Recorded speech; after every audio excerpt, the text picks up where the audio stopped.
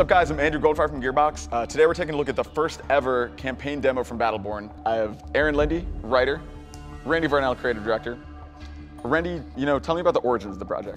Well, we were wrapping up Borderlands 2. I was design producer on that project, and Randy Pitchford and I and several others got together and were imagining, well, what do we want to do next, right? And so we looked at a lot of the things that we really, really loved about Borderlands, making a lot of characters, coming up with a sweet, unique art style, blending our favorite games and parts of our favorite genres together, and doing something new and unique, and then coming up with something that had amazing, epic stakes. And Battleborn emerged out of it. It's great. I mean, give me the elevator pitch, like what's the story?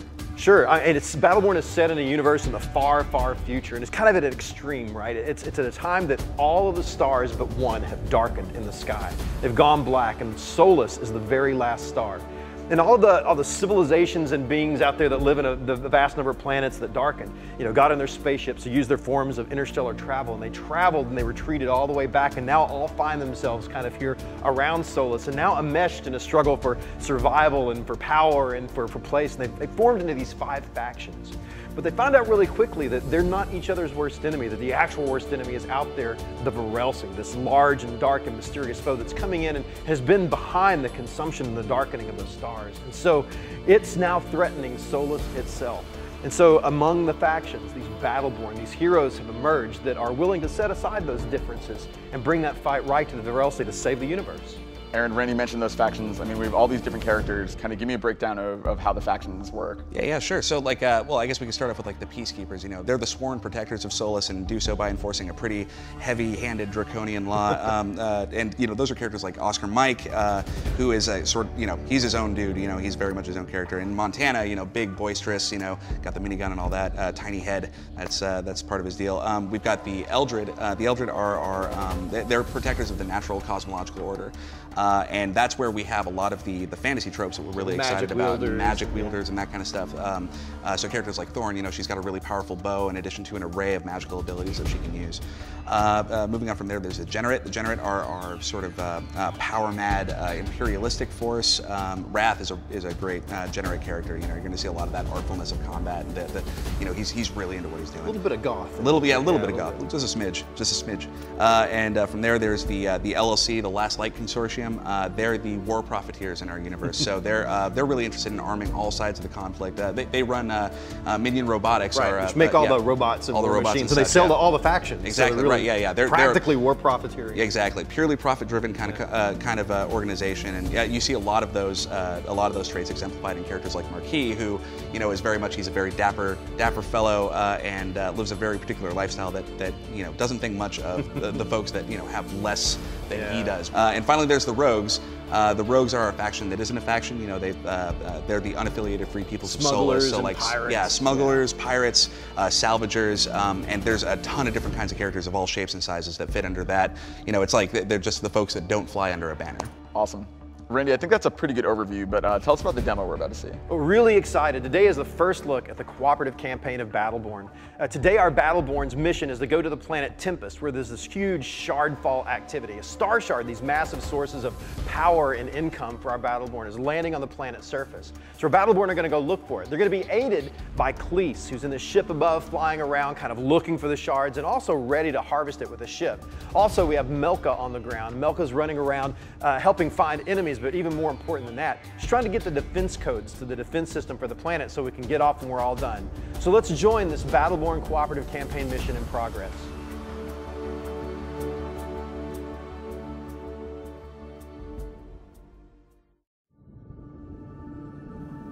So first, let's take a look at some of our Battleborn today, get a good introduction. Starting off from the screen here, we've got Oscar Mike.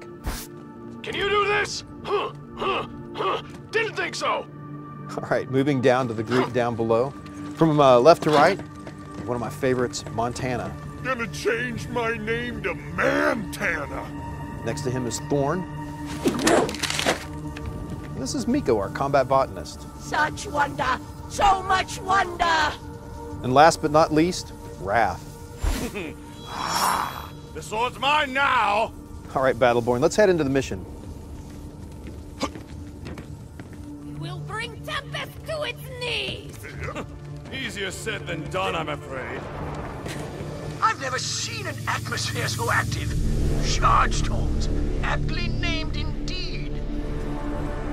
Eyes up! A Class 4 is forming overhead! Payday has landed! Quickly, to the impact site! Melka, how's our exit coming? I've gained access to the Tempest defense grid and located the clearance codes. Once I decrypt them, getting off-world should be trivial. The way I'm giving you the codes, lady, let me go! Initiating decryption sequence. Ah! Ow! That's not what decryption means! Ah! I'll meet you guys at the harvest site once I'm done. Hacking the, computer. No, not the face! We've got our first mission objective here, so our Battleborn are going to head into this first combat.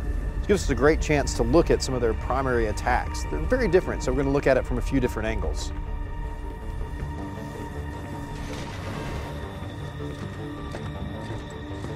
Enemy robots.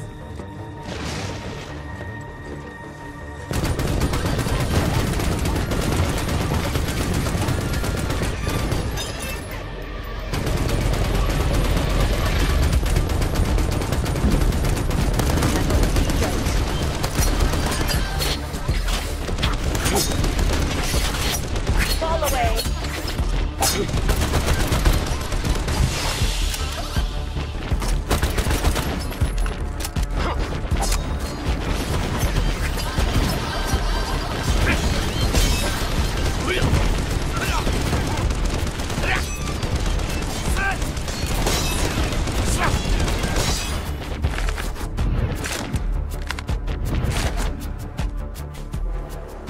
All right, now there's a good look at the primary attacks. Now let's take a look at some of our Battleborn skills. Enemy minions.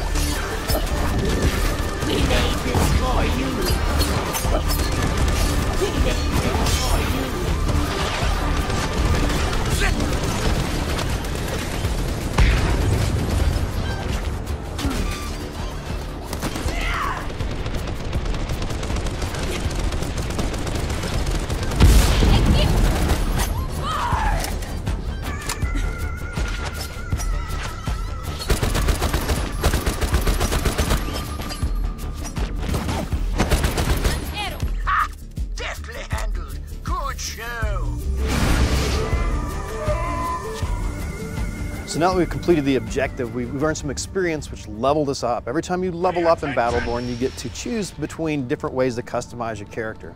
So let's take a look at Oscar Mike as he brings up his helix. Now at level 6, we've already gotten a few levels here. At level 6, Oscar Mike has a choice between red dot sight and scope. Today, Oscar's going to choose red dot sight, which is going to let him still get a great benefit to aiming at the enemies while maintaining his mobility. There's also a neat thing to talk about here, and that's at level 7, our Battleborn unlock their ultimate skill. So here's Montana up on the ledge. Montana's going to show us his ultimate skill, Mansformation. Montana's a big guy moving around slowly, but Mansformation gives him a way to charge into combat and get up close and personal so he can really help his team out, absorbing all that damage. All right, leveling up out of the way, we're going to move into the next part of the mission. Now here we're going to flip the tables a little bit, and we're going to have a defensive scenario. That shard that fell in the beginning, we need to go and help police the NPC protect it while he harvests the shard. So our Battleborn are going to head out, cross the gap to where the shard is, lining up and taking these conveniently placed jump nodes. So Battleborn, let's hit the jump nodes right now. Let us bring the fight to them!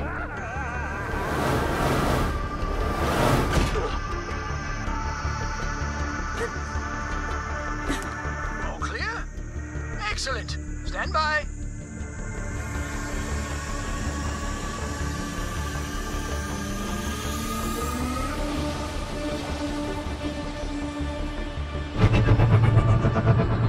Sensors indicate that scores of dreadful things are marching this way to kill us all. Do not allow them to disrupt the harvest. servants approach.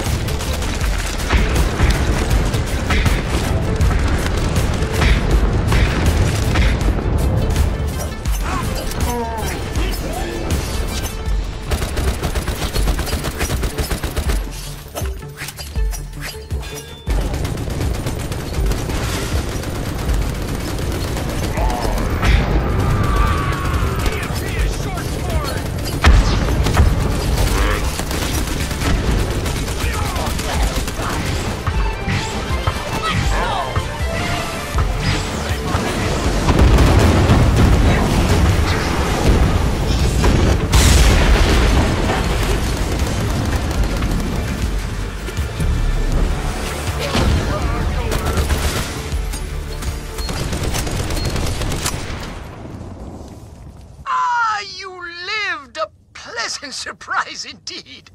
Now that the jam is disabled, I should be able to pinpoint the last known location. Yes, here we are.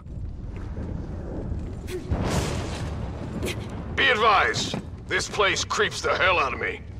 Quit your whining. This is gonna be fun.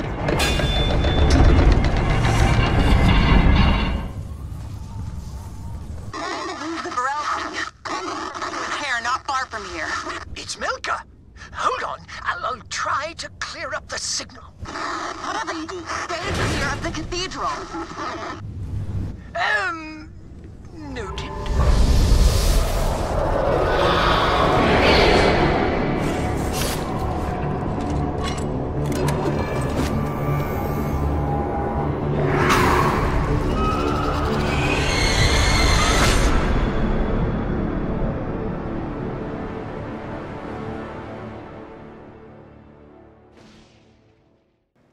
That's your first look at the cooperative campaign for Battleborn. Randy, when can people see more? Man, I'm really excited for people to get their hands on this game. They're going to be able to in 2015 when it releases on Xbox One, PS4, and PC. Very cool. Thank you, Aaron. Thank you, Randy. Thank you guys for watching.